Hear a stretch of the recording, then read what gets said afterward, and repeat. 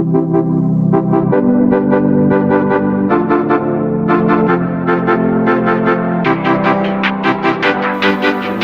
to Titan HST's Business Continuity Today, hosted by Todd DeVoe, where planning meets reality.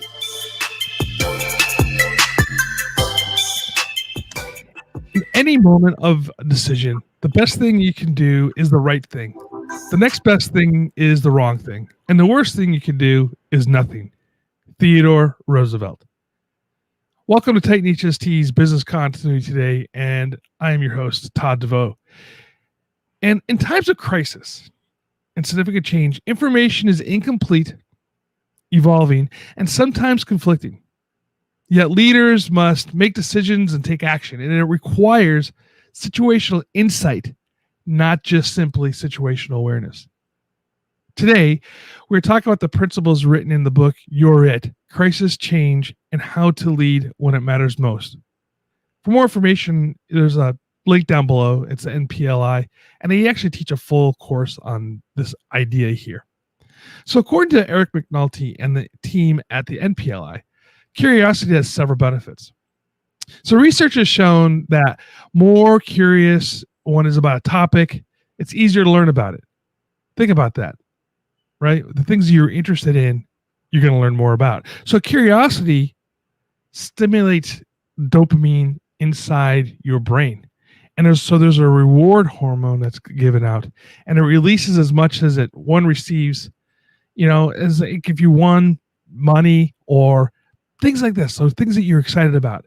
So actually curiosity releases the chemical inside your head to make you more curious. Curiosity can also help one overcome cognitive biases. We spoke about cognitive biases in the past, and it's one of those things in decision making that we have to get over. It also overcomes stereotypes and other cognitive limitations by prompting questions and assumptions and orthodoxies. So curiosity fuels competence. To be curious, you have to know that you have a knowledge gap. And between that knowledge gap and what you know, that is going to build that bridge to confidence. Also, curiosity requires confidence. You cannot be you can't have that fear of learning more or thinking that you do not have all the answers. And that's one thing as leaders that we have to understand, that we don't have all the answers. Curiosity also fuels growth. Stanford professor and author of The Mindset of the New Psychology of Success found that the difference between high and low achievers was that they believed in their mindset. Specifically, she discovered the two groups of people with two different mindsets, fixed and growth mindset. So curiosity gives you that growth mindset.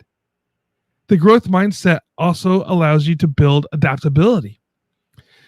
Questioning and probing and looking allows you to be more flexible. And in the field of business continuity and emergency management, we have to be flexible. And one of my favorite things to talk about or to use as a simple was something I learned when I was serving as a corpsman with the Marines, being semper gumby, always flexible. Curiosity leaders have an unquestionable appetite to learn, constantly being a learner. Now you're here on this podcast, so I have to assume that you are a learner, that you're looking for more information. And that's really exciting. So when you're passionate about things, you want to learn things, people who have like better hobbies and interests and stuff like this, who read a lot, those are those that are constantly learning, and they make better leaders. Curious leaders are not afraid to make risks. The only way to grow and move forward is to step out of that comfort zones, right? We've heard that thinking outside the box, right? Step outside the comfort zones as an attempt in which, you're willing to fail. And, Edison talks about, I forget the number that he made with his light bulbs that failed. And he wasn't saying that there was only, those were all failures. He goes, those were lessons learned, or basically thousands of attempts on what not to do. Curious leaders are explorers.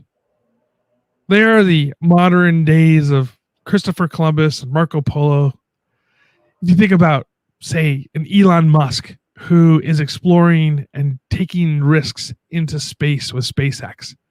Who else would have said, "Oh yeah, let's put all these thousands and millions of dollars into space travel" as a CEO of basically a tech company? Curious leaders often walk alone. They're not prone to sitting and having lots of people around them. They're thinkers, and sometimes they walk alone. So it could be a lonely journey, but you need to bring people along with you because you need to be able to show them your vision and your goals as a leader. So practicing curious in leadership. Ask more questions. My favorite question, and Simon Sinek will agree with me, is why? What is your why? Why are you doing this? There's an old story that I like to share, and it's about a grandma, a mother, and a granddaughter, all learning how to, or basically the granddaughter is learning how to cook bread or bake bread. And when she's making the bread at her mom's house, she says, "Hey, okay." The mom puts the bread in, and she puts a bowl of water in with it. And the little girl goes, "Mom, why do we put the bowl of water in?" And the mom says, "I don't know. That's how my mom taught me, but let's give her a call." So she calls up grandma, says, "Hey, Mom, why did we put water with the bread?" And the grandma says, "Well, I don't know. Let me call my mom." I guess in this case, the great grandmother's still alive. Calls the great grandmother, and great grandmother goes, "I don't know why you guys put the bowl of water in the bread, but my oven was broken." So why do we do things? And sometimes we go into these traditions of doing things and there's really nothing behind it. Just that one person did it one time. And so everybody follows behind it and there's no reason to do it. And that's asking those why questions. Looking to see if systems really are working and investigate those and work with those. When we're making our business continuity plans, ask those why questions through the entire process.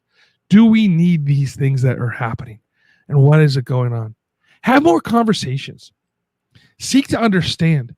When you're working with business continuity planning, look at each department and see what their needs really are and how can you help them shape their plans and opportunities to be able to really function when crisis occurs. Make more connections. Knock on doors. Have coffee with people or whatever your beverage of choice is. And, just really learn about them and what they're doing.